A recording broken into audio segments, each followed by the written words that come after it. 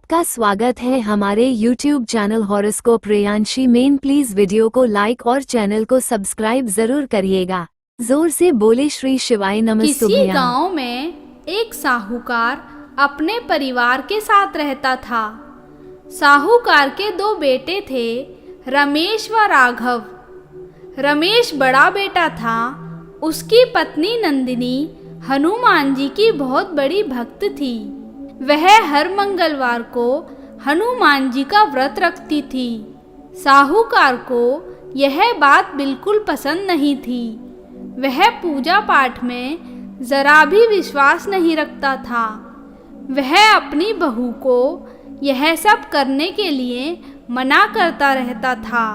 एक दिन मंगलवार के व्रत के बाद नंदिनी हनुमान जी के मंदिर गई।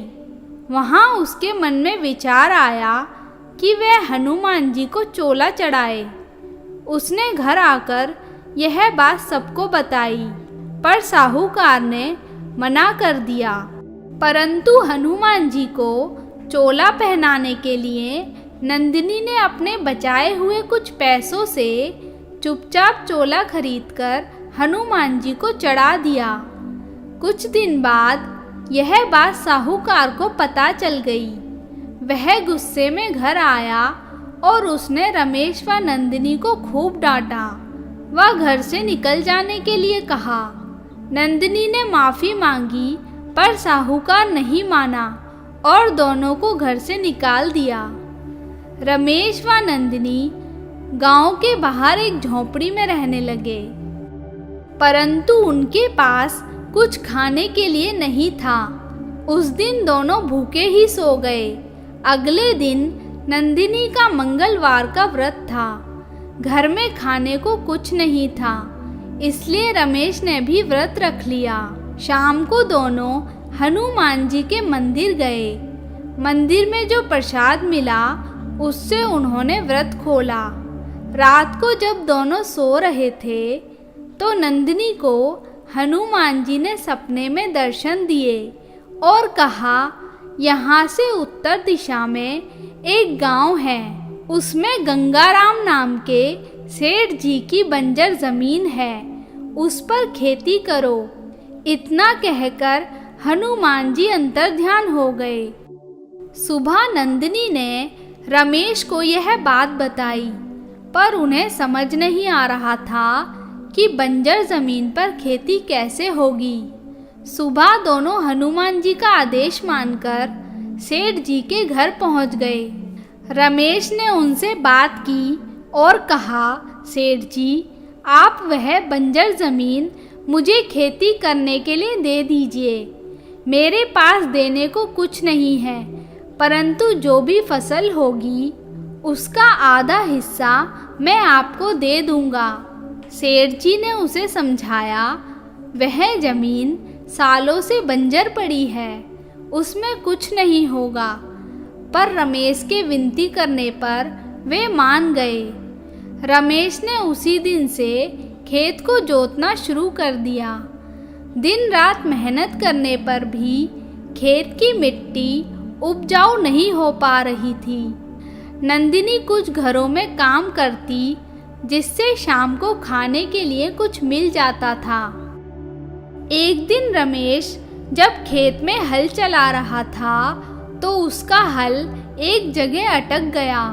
उसने हाथ से खोदा तो एक मटकी निकली, जिसमें सोने के सिक्के भरे हुए थे। रमेश को समझ आ गया कि क्यों हनुमान जी ने उसे इस बंजर जमीन में खेती करने के लिए कहा। वह मटकी लेकर घर आ गया। शाम को रमेश व नंदिनी मंदिर गए। हनुमान जी के पैरों में सर रखकर दोनों रोने लगे।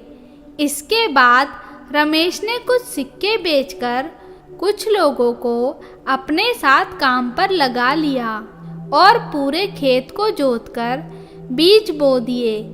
कुछ दिन बाद फसल तैयार हो गई। फसल का आधा हिस्सा उसने सेठ जी को दे दिया। तब सेठ जी ने कहा, तुम इस खेत को खरीद लो, तुमने बहुत मेहनत की है। रमेश ने वह खेत खरीद लिया। कुछ दिन बाद रमेश ने कुछ और खेत भी खरीद लिए।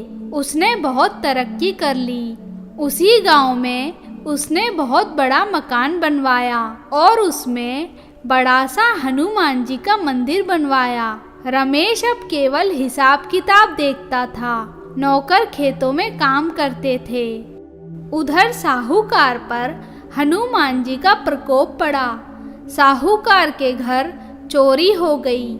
उसके खेत बंजर हो गए।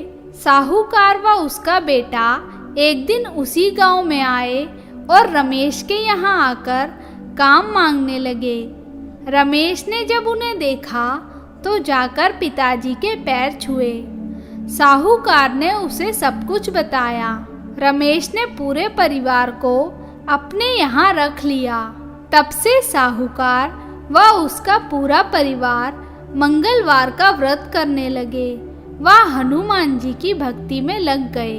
हे बजरंगबली, इसी तरह अपने भक्तों पर कृपा बनाए रखना।